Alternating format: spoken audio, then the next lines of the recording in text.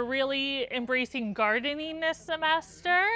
And we have a family that has a farm out in the East County, in Alpine, I believe. Yeah. And so they brought our tomato plant when they found out that we were looking for some.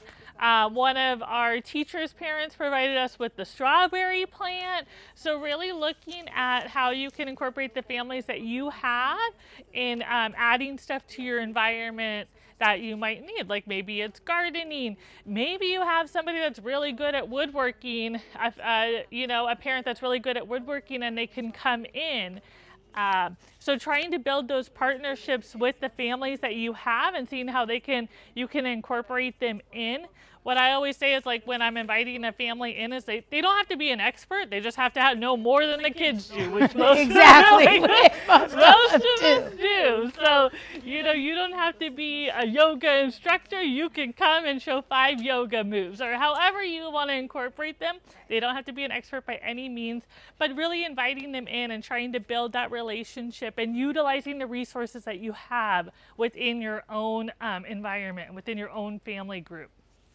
Is a great technique. Because what we have found is many of our parents have talents, but they're afraid to tell us, or they don't want to ask because they feel like they're not the teacher or they're not the experts. I pointed all you guys as that expert, but not realizing, oh my gosh, I don't know how to do that. Come and help us. Oh, or sometimes if you have things that are broken that need repairing, put a little basket together and say, hey, if anybody has a special talent and wants to help us repair some of the torn books, get a roll of packing tape.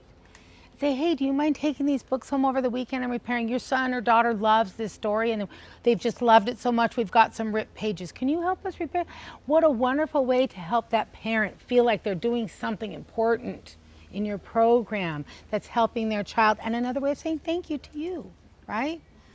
Because our parents are just as busy. We have busy parents, especially the demographics that we all serve, right? We're all serving families that receive vouchers. So they're needing a little bit more support as well.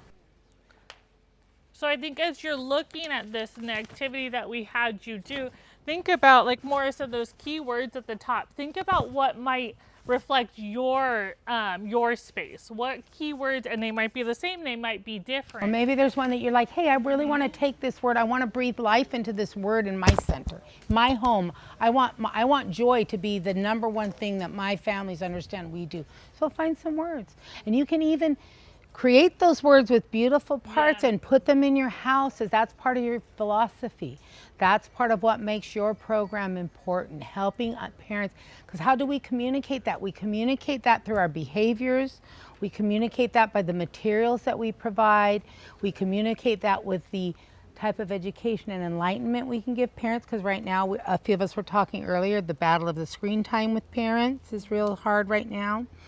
And so all of those things that we educate ourselves on, we can help parents start to help change their thinking. Because parents, I really want us to all operate. Parents are doing the absolute very best they can with what they have, with the knowledge they have, with the materials, the support that they have. And so I don't ever want to sound like I'm saying that parents don't know. Parents are doing the absolute very best that they can.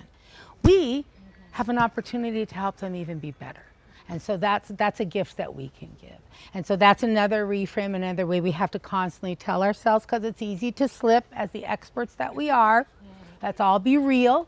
It's easy to slip into judgment, and we have to remember that too, that really they're trying the best with what they know.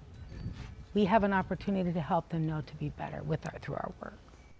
Yeah, so I would encourage you to just think about what are those words that reflect who you are as a group, and how is that represented in your environment.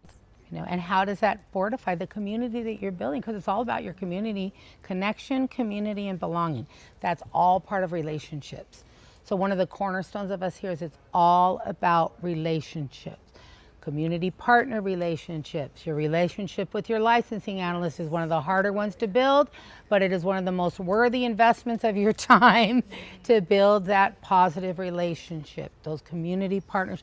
The relationship with your local Home Depot. If you go to the Home Depot in Lemon Grove, make friends with whoever, go there regularly, say hi to the guy that's at that area. He'll remember you when you come again, and he'll be more apt to cut that piece of PVC rain gutter that you want. So those ramps we have, go to Home Depot, get a piece of PVC rain gutter. He'll be much more apt to cut that for you on his little machine after he's seen you for a few times saying hi to him.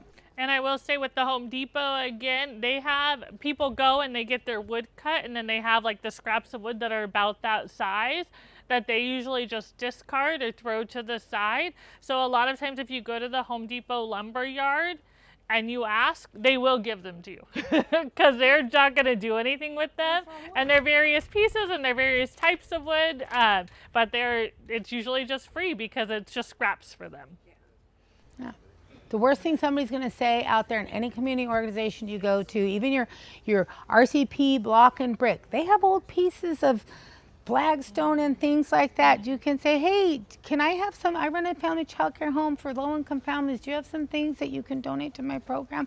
Because what we're finding is for nonprofits and stuff, there's lots of free donations. The worst they're going to say is no. Yeah. But I guarantee you're going to leave them thinking, man, why did I say no? Maybe you won't, but by and large you will. They'll be like, oh, that, and then we're maybe helping them understand how they can help support community as well and children.